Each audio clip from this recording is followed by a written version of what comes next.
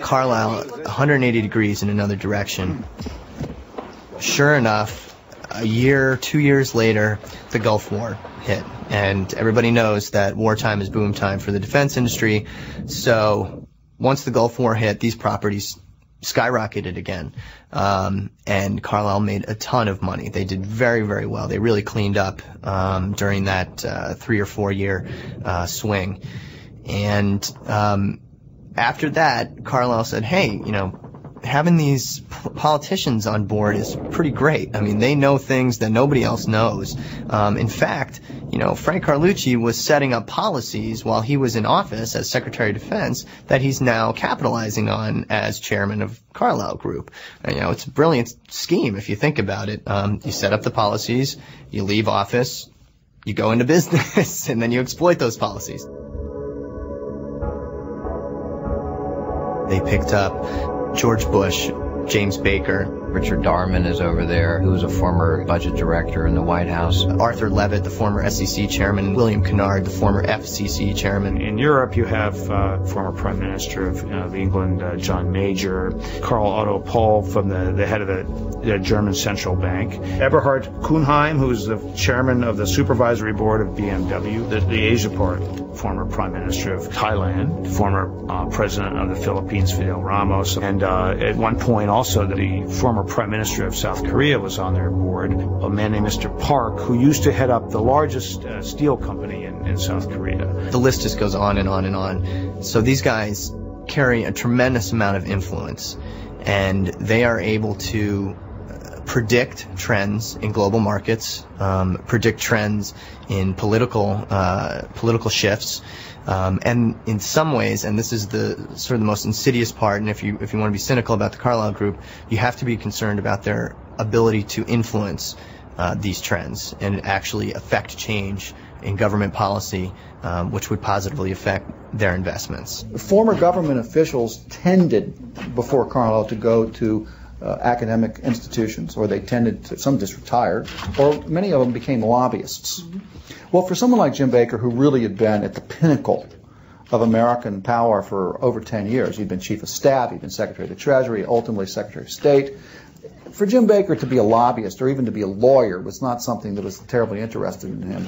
If you're a Republican during a Democratic administration in the White House, for example, someone like James Baker, you're able to revolve out of the White House into the Carlyle Group, work there for a period of time, and then when that Democratic administration is through, like Clinton's was through in 2000, you're able to revolve right back into the White House. Colin Powell did that. Colin Powell did a little consulting for the Carlyle Group. He knows the guys very well. He knows Frank Carlucci very well. Frank Carlucci was his mentor as he came up through the ranks. And I think his relationship with the Carlyle Group personifies the gray area that the Carlyle Group works within. Some of these guys are never officially hired. You know, some of them are only put on retainer.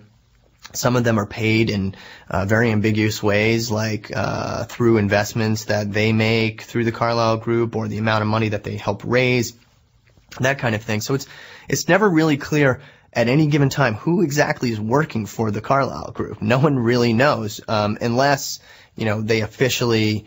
Unless the Carlyle Group wants you to know. If the Carlyle Group wants you to know, then they put them up on the website and they put them in their brochures and that kind of thing. But if you look on the Carlyle website today, you don't see George Bush Sr.'s name anywhere, although he is working for the Carlyle Group.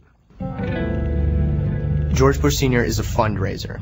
He is the kind of guy who can go into Kuwait or Saudi Arabia, where they love him, pack the house, and get these guys to open up their wallets and give money to the Carlyle Group. That's his role. But if you look in over the history of this company, George Bush Sr. has clearly met with business leaders one-on-one, met with political leaders in South Korea and in Saudi Arabia, and that would lead one to believe that he's doing much, much more than just giving speeches for the Carlyle Group.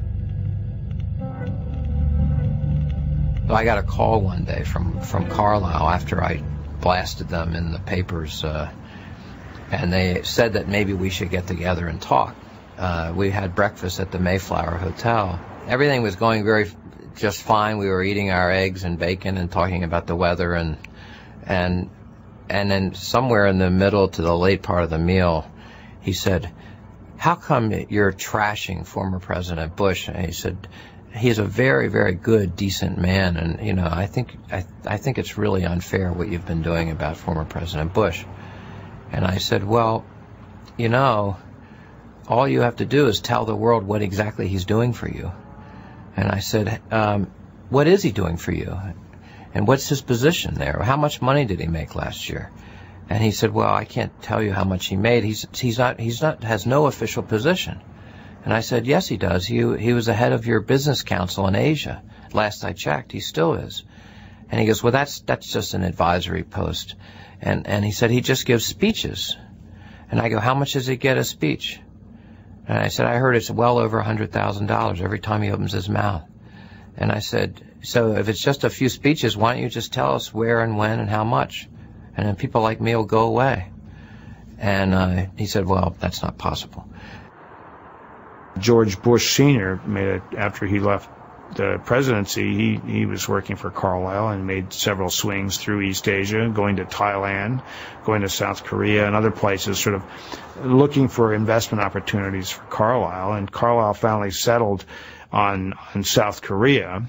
And then the way that overlaps with policy is during the Asia crisis, the International Monetary Fund came in with this rescue package for South Korea that the United States backed, and the U.S. used the IMF crisis to push through deregulation and changes in rules around foreign ownership, changes that they'd been unable to press through, maybe 25 or 30 years of trade policy. In a matter of months, under this IMF package, they just rammed all these changes through. And one of the changes was allowing foreign banks to take ownership shares, controlling shares of Korean banks. And so Carlyle has been right in there, and they've bought one of the largest banks there, commercial banks. And so you can say that, Bush Sr. didn't cut the deal, but when someone comes of that stature, that gives a kind of stamp of approval for people wondering who this investment group is. They say, well, it's backed by the former president of the United States, and it carries a lot of weight. I have said that it's the worst kind of conflict of interest, particularly when your son is the president of the United States. So while Junior is talking to heads of state about war and other weighty matters, Papa is talking to them or having conversations with them about Carlyle, and it's just, I find it disgusting.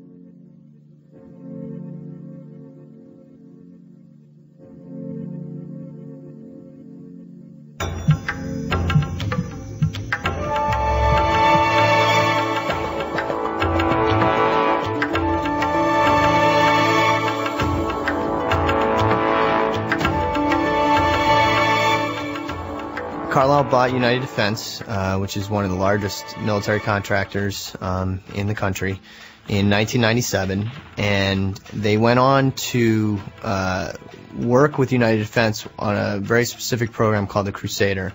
The Crusader is a huge howitzer. It's a mobile gun, but it came under fire by a defense panel that was paid to review the all defense purchases of the Pentagon.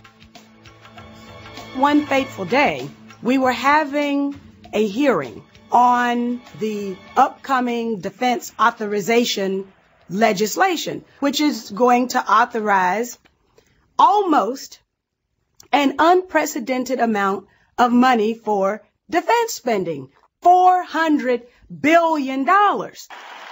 After September 11th, huge defense money was unearthed. Our men and women deserve the best weapons, the best equipment, and the best training. And therefore, I've asked Congress for a one-year increase of more than $48 billion for national defense, the largest increase in a generation. The defense panel looked at the Crusader weapon in 1998, and they determined that it was too big and too slow for the modern-day warfare that the United States was likely to engage in, and the panel recommended that the gun be the gun contract be terminated.